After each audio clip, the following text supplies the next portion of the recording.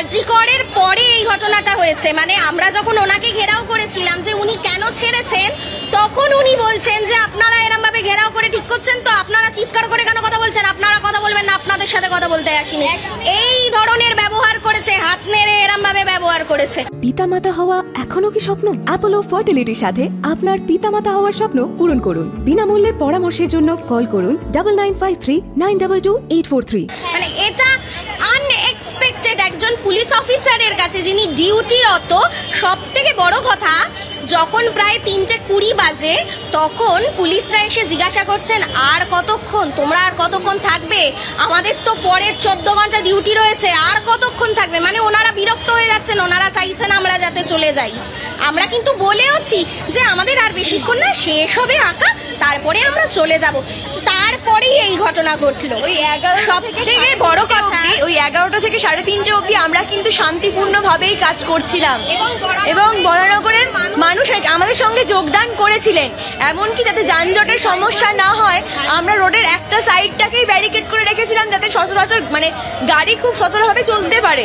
তারপরেও এটা আমাদেরকে এক্সপেক্ট করতে হবে। সেই মুহূর্তে আমাদের দাবি, যদি ব্যারিকেডের ওখানে কোনো মেয়ে থাকতো, তার গায়ে বা কোনো স্টুডেন্ট থাকতো, তার গায়ে যদি ওই গাড়িটা গিয়ে লাগতো, তার দায়িত্ব কে নিত?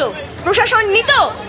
ছিলেনই এমন ভাবে, সব থেকে বড় কথা যেটা, উনি মদ্যপ অবস্থায় এমন ভাবে আসছিলেন যে ওখানে যে কোনো অবস্থায় ধাক্কা লেগেই যেত। সেটাকে প্রোটেক্ট করার জন্যই আমাদের এক দিদি ওনাকে আটকেছিলেন এবং ওনাকে প্রোটেক্ট করার জন্যই কিন্তু দিদিটা ওখানে দাঁড়িয়ে আটকেছিল। কিন্তু আমি শুধু ভাবছি যে একজন সিভিক পুলিশকে মানে এতটা প্রোটেক্ট করার কি মানে তাদের মাথার উপর কাদের বা কার হাত রয়েছে এমন যে একজন সিভিক পুলিশকে কিভাবে এখন সব থেকে বড় প্রশ্ন এটাই হয়ে উঠেছে, প্রশাসন যদি এই রকম হয় তাহলে আমাদের প্রোটেক্টটা কে করবে? তারা কিসের জন্য নামছে? এতদিন আরজি করের ঘটনা নিয়ে ভাবছিলাম যে প্রমাণ লোপাট কি করে হচ্ছে, আজকে তো প্রমাণ আমরা নিজের চোখে পেয়ে গেলাম যে একজন সিভিককে নিজে ছেড়ে দিচ্ছে। তারপরে এই যে যখন টেস্ট করা হচ্ছে না ঠিক করে, অতি সামনে বসে আছে, তাহলে প্রমাণ লোপাট যে কি করে হচ্ছে সেটা তো সব চোখের সামনে দেখা যাচ্ছে।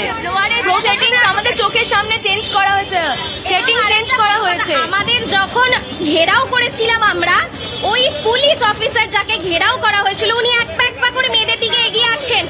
মেয়েরা বলছে যে আমরা সেফ ফিল করছি না, আপনি পিছিয়ে যান। ওনার মধ্যে এতটাই গাটস, উনি কোনোভাবে একটা পা পিছ করছেন না, উনি ওখানে দাঁড়িয়ে রয়েছেন। উনি বলছেন উনি সেফ ফিল করছেন না, তাহলে আমাদের সেফটিটা কোথায়?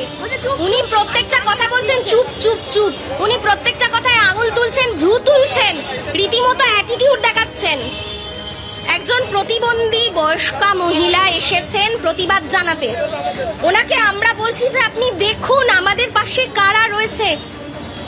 ওনার এই অ্যাটিটিউডটা ঘোরানো নি কথা বলার আছে, সেটা হচ্ছে যখন আটকটা করা হয়েছে ওনাদের একটাই দাবি, এটা প্লিজ উঠিয়ে দেওয়া হোক, আমরা সারা রাত জেগে আছি। তখন আমরাও বলি আমরা 14 তারিখ থেকে আরজি করের ঘটনার প্রতিবাদের ওই দিন থেকে আমরা সারা রাত জাগছি, সবাই যে যেখানে পারছি। তখন ওনারা বলেন আমাদের কালকে 14 ঘন্টা ডিউটি করতে হবে, আমরা সারা রাত জেগে আছি। The first point is, it is their duty to protect us. উনি ফেল করেছেন বলে আমরা একটা জিনিস আমি বলুন যে এফআইআর তো যে অভিযুক্ত ছিল তার নাম তো লেখা রয়েছে, উনি কি সিভিক ভলেন্টিয়ার ছিলেন? এরকম কি পুলিশের তরফে কিছু বলা হয়েছে আপনাদের? না, সিভিক বলা হয়েছে, সিভিক ভলেন্টিয়ার না সিভিক পুলিশ, এইটা কিন্তু বলা হয়নি। ওনাকে বলা হয়েছে উনি সিভিক, ঠিক আছে, এবং সেটা উকিলের তরফ থেকে কনফার্ম করা হয়েছে, সেই জন্যই বাধ্য হয়ে ছাড়া হয়েছে। তার কারণ নামও জানা গেছে, হ্যাঁ জানা গেছে, কিন্তু ওসি বলছেন নিজে, অতজন পুলিশ বলছেন, প্রায় 30 জনের মতো পুলিশ, ওনারা বলছেন যে আমরা আনবো না ওই সিভিককে, আপনারা কি করবেন করে নিন, এইভাবে ওনারা কথা বলছেন, অভাবনীয়।